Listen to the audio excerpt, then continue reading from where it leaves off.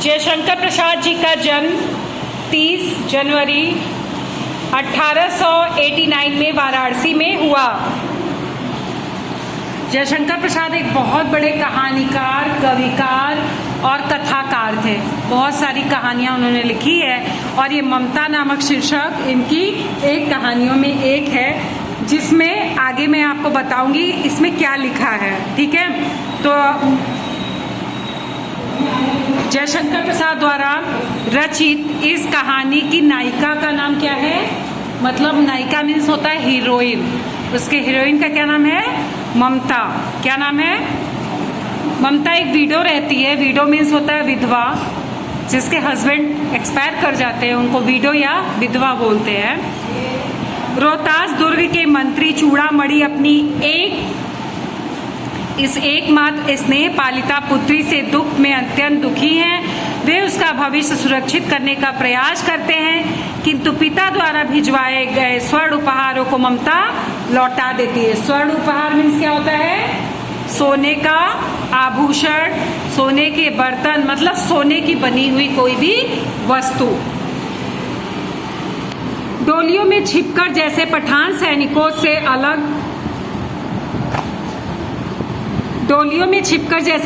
सैनिकों से अगले ही दिन दुर्ग पर अधिकार कर लिया। चूड़ामणि वहीं मारे गए, किंतु ममता वहां से सुरक्षित काशी के उत्तर में स्थित एक विहार में जा पहुंची और वहीं रहने लगी। लंबा समय बीत गया। अपनी झोपड़ी में बैठी ममता दीप के आलोक में पाठ भी कर रही थी कि एक भीषण और हताश आकृति ने आश्रय मांगा। संकोच पूर्वक ममता ने अतिथि धर्म का पालन करते हुए उस पथिक को आश्रय दिया। पथिक मीन्स क्या होता है? यात्री। उसको आश्रय मीन्स होता है पनाह, मतलब अपने घर में रहने का अनुमति दिया। ममता अब 70 वर्ष की हो चली थी। अचानक उसे एक अश्वारोही की आवाज सुनाई दिया और उसी की झोपड़ी के बारे में पता पूछ रहा था।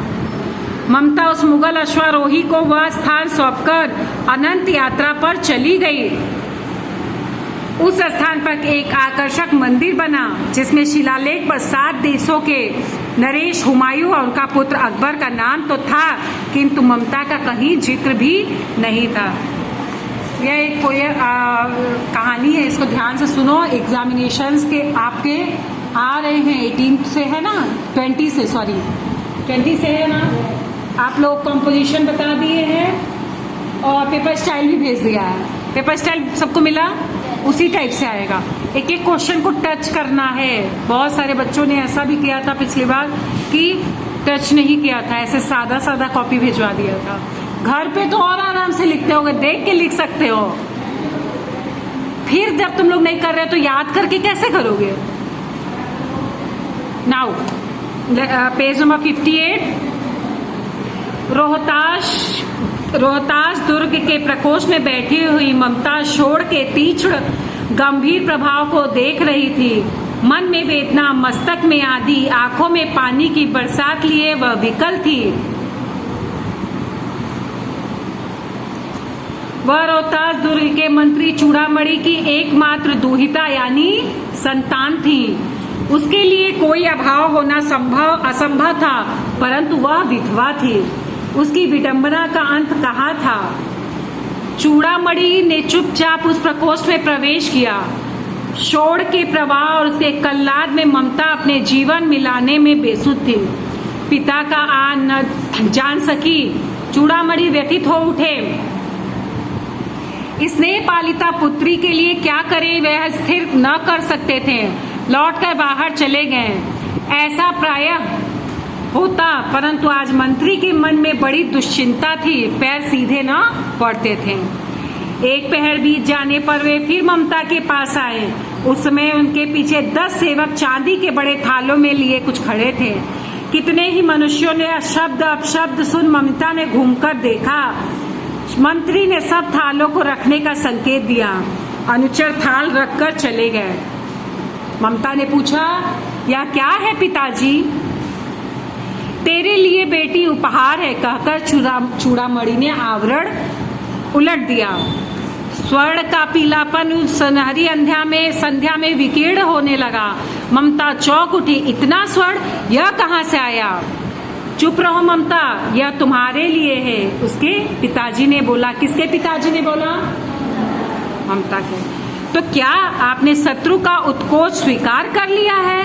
पिताजी, यह अनर्थ है, अर्थ है नहीं। लौटा दीजिए पिताजी, हम लोग ब्राह्मण है, इतना सोना लेकर क्या करेंगे? इस पतनोन्मुख प्राचीन सामंत वंश का अंत समीप है बेटी। किसी भी दिन शेरशाह रोहतास दुर्ग पर अधिकार कर सकता है। उस दिन मंत्रित्व न रहेगा। तब के लिए बेटी, हे भगवान, विपद के लिए इतना आयोजन, परम पिता की इच्छा के विरुद्ध इतना साहस। पिताजी, क्या भीख न मिलेगी? क्या कोई हमें 2 मुट्ठी अनाज नहीं देगा? यह असंभव है। फेर दीजिए पिताजी, मैं कांप रही हूँ। इसकी चमक आंखों को अंधा बना रही है। ममता बोलती है, हमें यह सोने का आभूषण, सोने का उपहार हमें नहीं चाहिए पिताजी, इसको वापस कर दो। Now page number 59। मूर्ख है कहकर चूड़ामणि चले गए। चूड़ामणि अपनी पुत्री ममता को मूर्ख है बोलकर चले जाते हैं।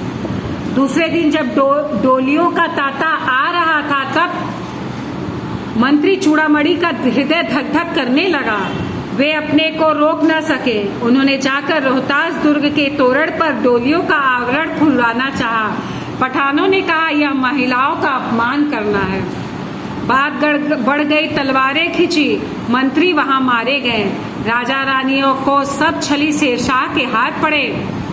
निकल गई ममता। डोली में भरे हुए पठान सैनिक दुर्ग भर में फैल गए, परंतु ममता न मिली।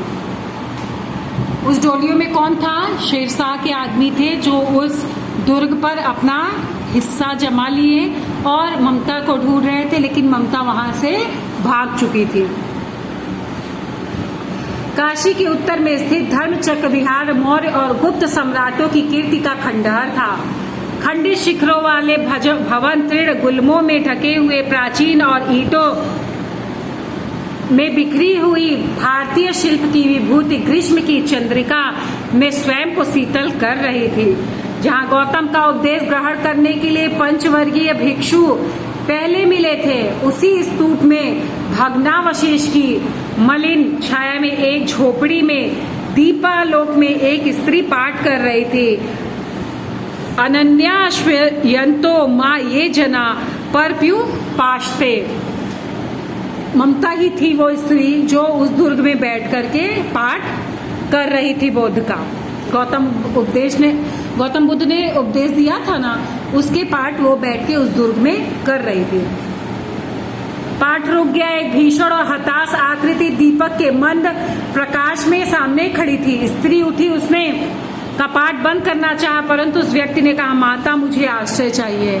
एक आदमी ममता के सामने खड़ा रहता और कहता है कि हे माँ, मुझे इस घर में थोड़े देर के लिए रुकने दो। तो स्त्री बोलती है, मतलब ममता बोलती है, तुम कौन हो? तो बोलता है, मैं मुगल हूँ, चौसा युद्ध में शेरशाह से विपन्न होकर रक्षा चाहता हूँ। इस रात अब आगे चलने में असमर्थ हूँ। क्या शेरशाह से? स्त्री ने अपने होठ काट लिए। हाँ माता, परंतु तुम भी वैसे हो क्रूर हो। वही भीषण रक्त की प्यास, वही निष्ठुर प्रतिबिंब तुम्हारे मुख पर भी है। सैनिक, मेरी कुटी में स्थान नहीं है, जाओ कहीं दूसरा आश्रय खोज लो। गला सूख रहा था, साथी छूट गए हैं, अश्रु गिर गए हैं, इतना थका हुआ हूँ। इतना कहते कहते यह व्यक्ति धम्म से बैठ गया। उसके सामने पूरा ब्रह्मांड घूमने लगा। स्त्री ने सोचा, यह विपत्ति कहाँ से आई? उसने जल दिया, मुगल के प्राणों की रक्षा हुई। वह सोचने लगी कि ये सब दया के पात्र नहीं, मेरे पिता का वध करने वाले आतताई घृणा से उसका मन विरक्त हो गया। स्वस्थ होकर मुगल ने कहा, माता तो फिर मैं यहाँ से चला जाऊं? स्त्री विचार कर रही थी, मैं ब्रह्माणी हूँ, मुझे तो अपना धर्म अतिथि देव के सत्कार का पालन करना चाहिए, परंतु वहाँ नहीं, ये सब दया के पात्र नहीं, परंतु यह दया तो नहीं कर्तव्य करना। तब मुगल अपनी तलवार टेक कर उठ खड़ा हुआ। ममता ने कहा, क्या आश्चर्य है कि तुम भी छल न करो। ठहरो, छल नहीं, तब नहीं स्त्री। जाता हूँ, तैमूर का वंशधर स्त्री से छल करेगा? जाता हूँ, भाग्य का खेल है। ममता ने कहा, यहाँ कौन दुर्ग है? यही झोपड़ी ना, जो चाहे ले लो, मुझे तो अपना कर्तव्य निभाना पड़ेगा। जाओ भीतर थके हुए पथिक, तुम चाहे कोई भी हो, मैं तुम्हें आश्रय देती हूँ। सब अपना धर्म छोड़ दे तो क्या मैं भी अपना धर्म छोड़ दूं? मुगल ने चंद्रमा के मंद प्रकाश में वह महिमामय मुखमंडल देखा। उसको मन ही मन उन्होंने नमस्कार किया। ममता पास की टूटी हुई दीवारों में चली गई। भीतर थके पथिक ने झोपड़ी में फिर विश्राम किया, यानी आराम किया।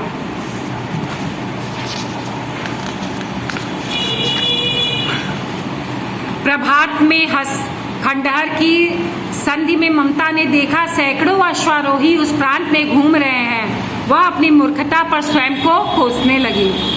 एकाएक झोपड़ी से निकलकर वह पथिक ने कहा, मिर्जा, मैं यहाँ हूँ।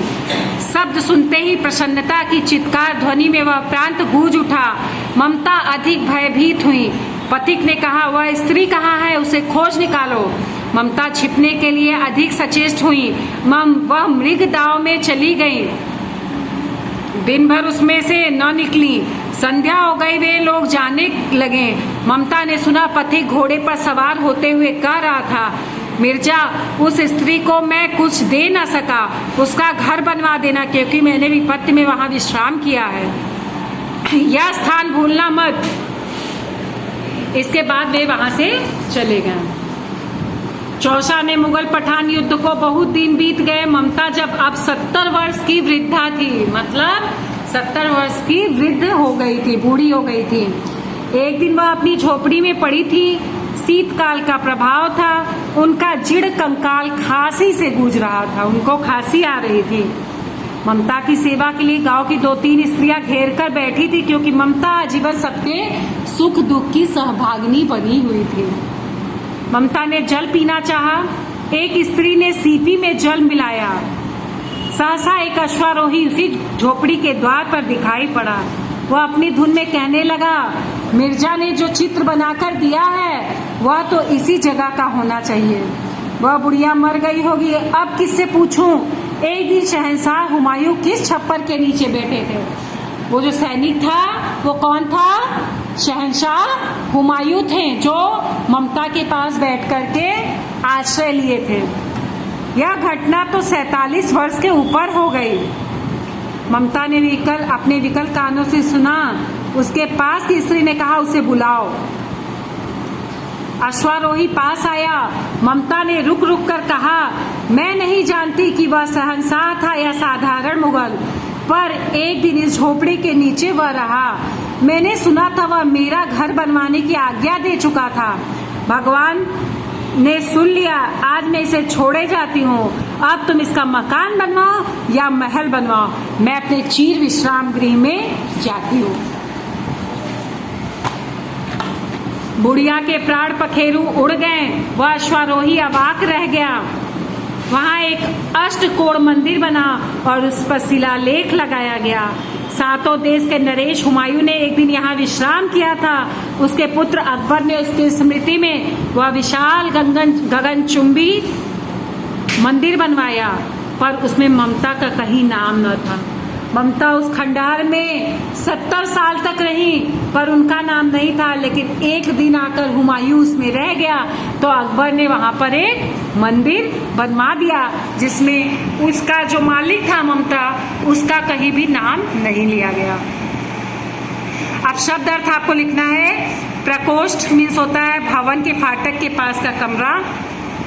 तृणगुल्म मीन्स होता है घास का समूह या झाड़ी। तीक्ष्ण मीन्स होता है तेज। प्रवाह मीन्स होता है बहाव। वेदना मीन्स पीड़ा। विकल मीन्स बेचैन।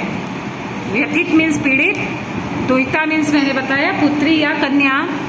विकीर्ण होना मीन्स फैल जाना। घटकोच मीन्स घूस या रिश्वत।